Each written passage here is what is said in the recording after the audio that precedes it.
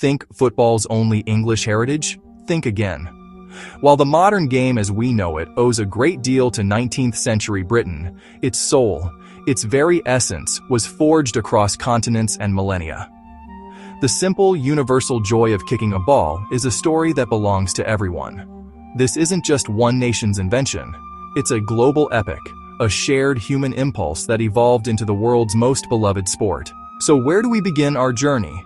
The earliest roots of kicking a ball for sport are found scattered across the ancient world, in civilizations separated by vast oceans and thousands of years.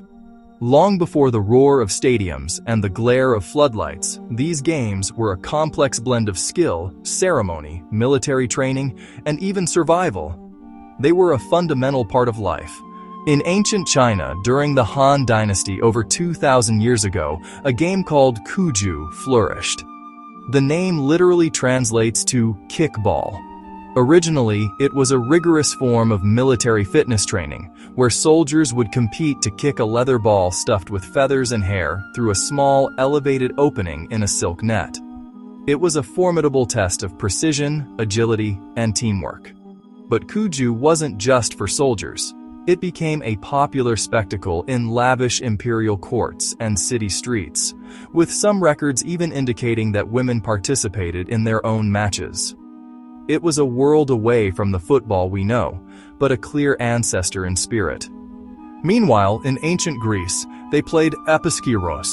This was a much more physical, almost violent affair, often involving two teams of 12 to 14 players on a rectangular field marked by lines. The objective was simple: use any means necessary to get the ball over the opponent's backline. It was about strength, strategy, and brute force. The Romans later adopted and adapted this game, calling it harpastum, meaning to seize. It was just as rough and was used to keep their legions battle-ready, a raw, primal contest of territory. Across the Atlantic, in Mesoamerica, civilizations like the Maya and Aztecs played a sacred ball game of immense cultural importance. Using a heavy, solid rubber ball, a substance unknown in Europe, players would strike it with their hips, thighs, and forearms, aiming to pass it through a high, vertical stone hoop. These games were profound rituals connected to cosmology and agriculture, sometimes with life or death consequences, deeply woven into the fabric of their society. And the list goes on.